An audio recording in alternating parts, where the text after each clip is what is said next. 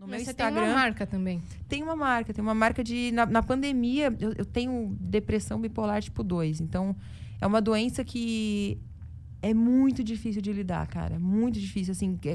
Para as pessoas que estão em volta te entenderem, tem que ser pessoas que realmente gostam muito de você e têm muita paciência. Por que tipo 2? Eu queria entender exatamente. Isso? É porque a bipolaridade tem níveis, né, de euforia e você pode passar muito tempo muito alegre ou muito depressiva. Eu descobri que eu tinha essa depressão bipolar. Depressão eu descobri há uns 4 anos, mais ou menos. Eu comecei a ficar muito para baixo, dormia muito, não queria sair da cama. Isso com 20, eu tenho 29, com 24 eu comecei a perceber que eu era muito explosiva também, muito explosiva. Tudo me irritava, tudo me irritava. As pessoas me irritavam. Às vezes no dia eu estava feliz, no mesmo dia eu ficava feliz e triste umas 20 vezes. Só que eu achava que aquilo era da minha idade. Só que eu comecei a perceber que, falei, cara, isso é uma doença. Até então, não era muito falado isso. Eu nem tinha acesso, não sabia o que era. E aí, com o tempo, as pessoas me falaram, poxa, depressão já sabia. Pô, você não é bipolar? Você não é bipolar? Eu falei, será? Eu falei, não sei. Aí eu comecei a pesquisar, a ler, tal. Aí, com 25, foi minha primeira consulta no psiquiatra. Que eu até falava, na época eu achava que psiquiatra era de doido. Todo mundo tem um negócio assim, né? Quem vai pro psiquiatra é doido. Eu tinha esse negócio. Eu falei, eu não sou doida. Aí eu comecei a ver, eu falei, poxa vida, não tem nada a ver com psiquiatra, é coisa de doido. Pelo amor de Deus, eu preciso me tratar. Devia ter feito antes, Devia ter ido antes. Aí psicólogo pra mim não adiantava. Aí eu comecei a me consultar no... É legal que a gente tá indo, tipo, num lugar, né? A gente tá falando, assim, né, da TV, agora ótimo. de bipolaridade. Meu Deus, eu sou isso, loucura. Você não sabe, a gente conversou aqui na Semana dos Namorados, a gente recebeu vários casais. E veio a Sorvetão e o Conrado. E a gente fez o podcast inteiro com uma pergunta, que foi... Como vocês se conheceram? 3 horas. Nossa, Pra por eles quê? contarem, Sério? Porque Juro. a gente ia abrindo novos Porque eles falavam porque assim, eu achei que então. era só história. Não, foram indo pra outros Não, campos. é que assim, eles iam, tipo... Então, porque daí a gente... Só que daí a gente foi fazer um show não sei onde. Inclusive, nesse show, aí... A Xuxa. Bro, entendeu? E eles Eu não se... adoro. Aí eles ficavam assim, caramba, a gente não consegue. Parecia How I Met Your Mother, sabe? Que não chega, nunca. Aí acabou o podcast e falou, então, enfim, não sabemos como vocês se conheceram. Volta semana que vem. Não, é Foi sério. tipo isso. Eu sei que a gente ria muito, eles ficavam assim, cara, a gente não consegue. Aí eles já estavam incomodados. A gente falou, mas a gente tá amando. Continua, tá incrível. Foram 3 horas deles contando.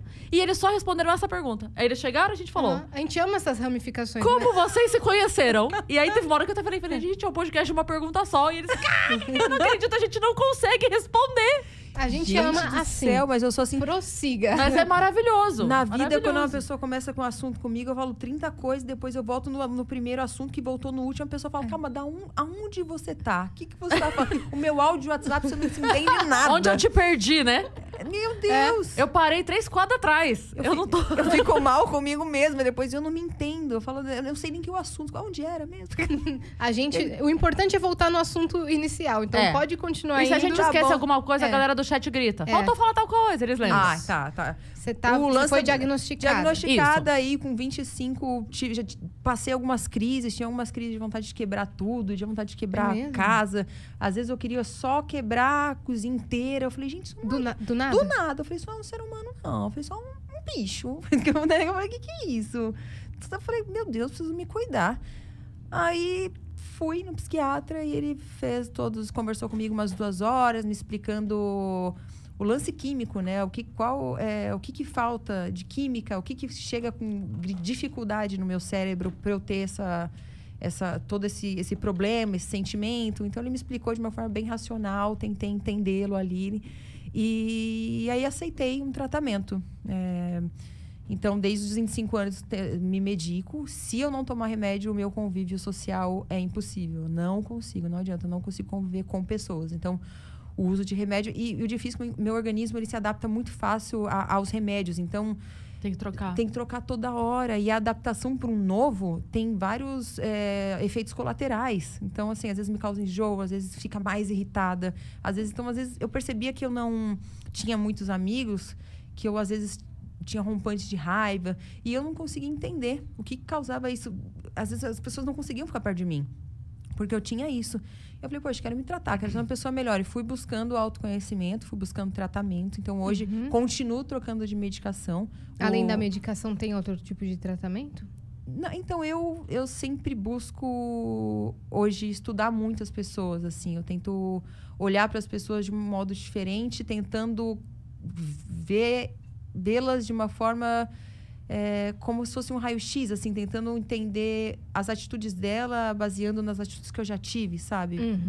Então, eu tenho o meu método, assim, que é um jeito que eu aprendi para me blindar, para não explodir e para ter paciência e empatia com o próximo. Certo. Então, eu fico todo dia em trabalho constante, me tratando.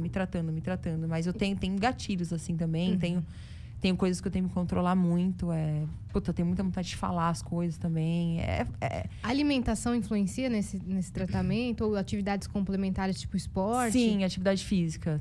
É sempre bom, acho que pra todo mundo, né? Se manter em movimento, assim, independente. Não precisa ser... Eu sempre deixo lá no meu Insta, se movimente, independente. Não são só musculação, vá nadar, vá correr. Qualquer coisa que te faça bem. Porque a pessoa começa a ficar... Esses tempos eu fiquei 1 mês em casa, porque eu tive uma crise muito forte. Até foi publicamente, foi aberto isso.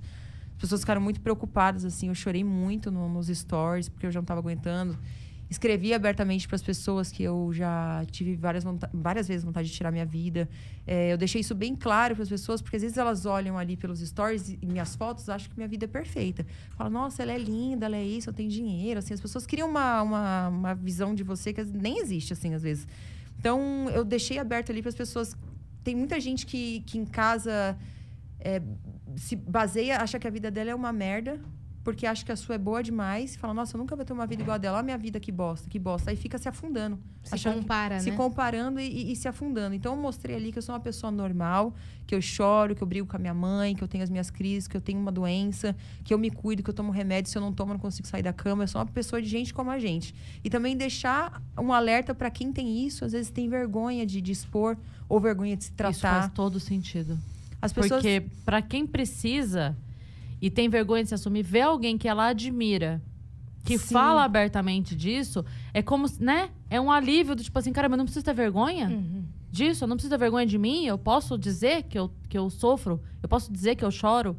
Então, para quem tá do outro lado, faz muita diferença. Eu acho que sempre quando a gente mostra uma fraqueza, eu acho que isso dá muita força para as pessoas também terem coragem de falar, eu posso fazer também. Como há muito tempo esse lance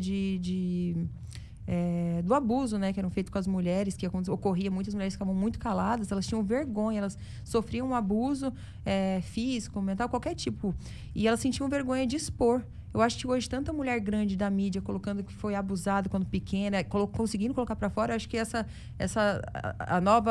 galera que tá vindo aí, eu acho que tá com um pouco menos medo de expor. Eu acho isso muito legal. E encoraja outras mulheres a denunciarem, sim. Sair dessa situação. Porque quando esse assunto não circula entre as mulheres que estão na mídia, a mulher que tá em casa, ela pensa assim, a vida dela é totalmente diferente da minha, como você disse, né?